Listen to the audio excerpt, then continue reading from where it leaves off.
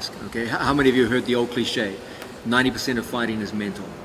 Okay, I'm sure every last one of you has heard it at some point. Okay, and you always hear this, 90% of the fight is mental. If that's true, why is it that 90% of the training is physical?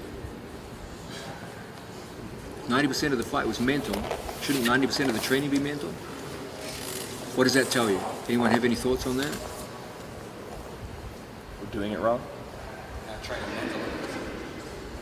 What would happen if Ben Askren was getting ready for the Olympics and his coach is like, hey Ben, training at 10 a.m. and he's like, nah man, I'm going to do some visualization and just sit it out. And they're like, Ben, dude, you haven't been in for a week. Been doing my mental training. Been working out real hard. And feel like my mental game's really getting good. Ben, the Olympics are 2 months away. Nah, I'll see you guys at the Olympics. I'm just gonna work on my mental game in my apartment. I mean, you'd think he'd lost his fucking mind, right? And justifiably so. So what's going on here? People are claiming the game's 90% mental, but clearly that's not how we run a fight camp. That's not how we train for any athletic event. So what does this tell you? Anyone got any preliminary thoughts on this? To some extent, you're training your mind when you're training your body? Yes, that's the essential answer. You can't really divide mental and physical training. I think Ben actually pointed to this in his answers. I think the biggest problem whenever people talk about mental training is the terms they use are so vague that they essentially become meaningless. Okay, you've got to start pinning down the terms. What does it even mean to say that this guy has a mental problem, or there's some kind of mental deficiency? You've got to start pinning it down. For me, one of the most profitable ways to start talking about mental training in combat sports is what I see as the single clearest sense in which I can see a mental problem diminishes athletic performance, and this is confidence. Okay, when someone has a confidence problem, that has physical manifestations. You can literally see it and measure it. Okay, all of you have a certain skill set. Not sure what it is, but you all have a certain skill set. Some of you more, some of you less. Whatever that skill set is, you will exhibit it to 100% of its potential in a gym, in a relaxed environment. Okay? And you'll go out there and slap hands with your buddy, and if you know 100 moves, you'll use all 100 moves. Why? Because there's no consequences to failure. It's just a gym. He's just your friend. And so if you know 100 moves, you'll use all 100. Now you go out in a big stage. There's a big crowd watching. They're calling out your name, the lights are on.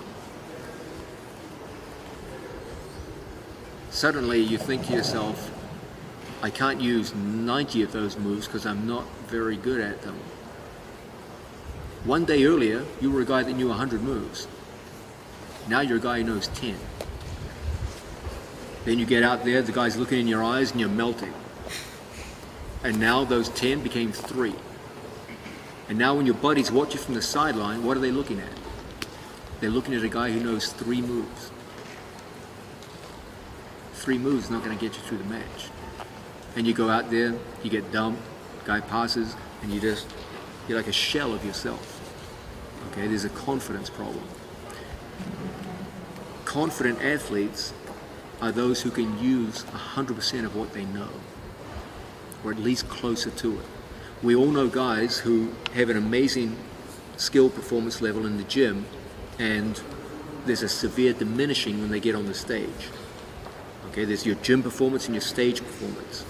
Confident athletes are those where there's the least possible discrepancy between the two. And mental training is essentially the training which takes your gym performance level and your stage performance level and unifies them. The higher the discrepancy, the more mental problems are readily observable. And most of those mental problems have to do with confidence. The question is, and this is essentially the question you were asking, how are you going to bring up somebody's confidence? probably the most common method which I see come from sports psychologists. I'm going to say something controversial here. Let's hear it. People are going to hate it. I think it's a total scam industry. I know people are going to crucify me for saying this, but I believe sports psychology, and so, as far as you just, I'm going to talk this guy into confidence. Whenever you use words as the basis of your confidence, when you get up on the stage and you get punched in the face or picked up and slammed on your head, all that confidence is going to run right at your asshole. It's. Can I add on here? Yeah. On that note, so I actually, I'm not going to debate you on the sports psychology. I love sports psychology, but I think a lot of them are kind of voodoo doctors. Yeah. My senior year of college, I wrote a book with a sports psychologist about wrestling. We thought it wasn't good enough, so we never published it. But I stayed friends with her for the last 11 years.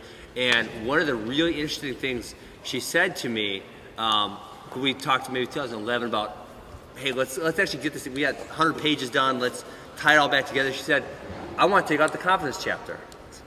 Why do you want to do that? That's like the most important chapter. And she said, well, here's the thing, is it's not really about being confident. What it's about is executing. I thought, wow, that's interesting. And then so I thought, well, is she right or is she wrong? I thought about this for a while. And I think, and kind of John's point of this is the thing that confident people have is they have the ability to only think about execution. Because someone who's not confident is thinking, he's got big biceps. Oh man, did you see his tattoo? Oh, he's got a great guard. And they start thinking about all this irrelevant. Oh, my girlfriend's in the stands. I'm gonna embarrass myself. My dad's out there. He's gonna yell at me. I'm gonna embarrass my coach. Right? They're thinking about like all of this irrelevant shit that doesn't even matter. And the confident guy's just like, oh, I'm gonna go kick his ass. And they're not thinking about anything. So they're literally thinking like, okay, what I need to do, I need to get a collar tie, I need to get my single leg, I need to take him down, I need to pass his guard. And they're literally thinking about the execution portion. So then I really pushed back harder on her because she said we need to take out the confidence chapter because it doesn't matter. All that matters is execution. And so then eventually I pushed back really hard, and we still haven't written the damn book. We need to at some point. I pushed back. I said I think the confidence is important because the confidence allows you to execute, like John's saying, because a not confident person has all these issues that they're worrying about, which then takes them from the 100 moves he was talking about to the 3 moves. But if you can, get rid of all that, really, if you can do it and confidence allows you to do it, it's the execution that really matters. Like literally, how do you stop thinking about anything else that is taking place at that moment in time and think about, it's why Connor's so great. It doesn't matter there's 20,000 stupid Irishmen standing in the stands.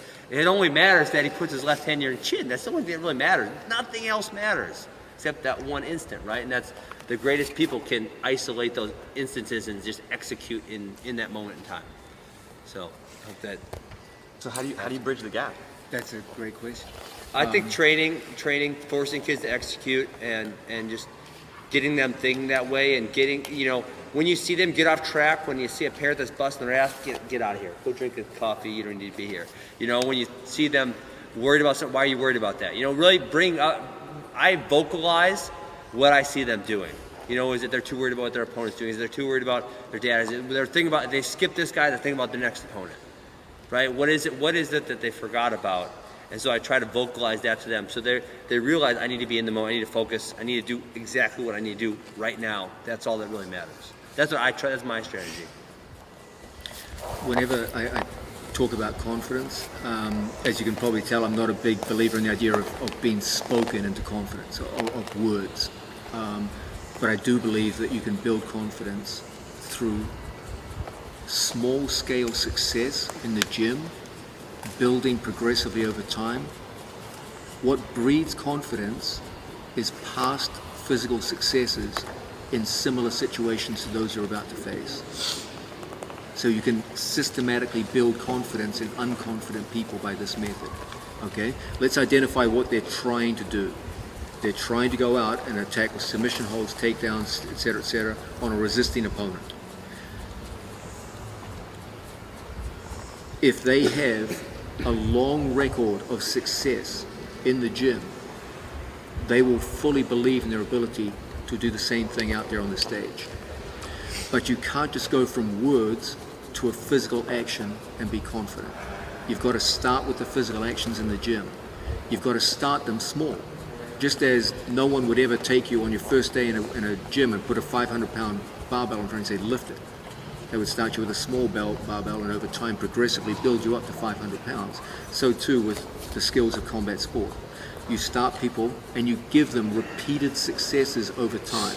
Every time there is a success, you offer reward, so that they come to associate their success with good feelings. And as time goes, their confidence increases, and ultimately they'll get to a point where they can go out and pull the trigger on the stage. You've got to get them believing that if they can satisfy certain prerequisites, they can get what they want. One time I was listening to some coaching by a great wrestler from the old Soviet era, a guy called Sergei Beloglazov, and he was teaching single legs. He was teaching single legs in a particular fashion. He was only showing the finish to a single leg. If you get the leg, do this, this, this, this, this. And a guy asked him, how come all you show is finishes? You don't show any setups. How are you students even going to get to the leg? And he looked at him and he said, if a guy truly believes in his heart of hearts that if he can get to a leg, he can put anybody in the world down, he'll fucking find a way to get to the leg. But if in his heart of hearts he believes that even if he gets to the leg and picks it up, he's never going to get the guy down, he won't even try. He'll find a reason to quit before he gets there. He'll tap the leg and let go. He'll grab the leg and shy away. But if he truly believes in his heart of heart, if I just get that leg, I'm going to put him down, he will fight through heaven and hell to get there. And then have the confidence to go in there and execute, to use Ben's word. So I've always seen confidence, even though it's a mental notion, as having strongly physical underpinnings. I don't believe you can pull the mental and the physical apart. That's why I'm not a big believer in words, in visualization to breed confidence. I believe that ultimately the physical notions underlie the mental notions, and that it's impossible in practice to pull them apart. And in this way, we can take someone's gym performance and bring it much closer to their stage performance, much closer to their gym performance.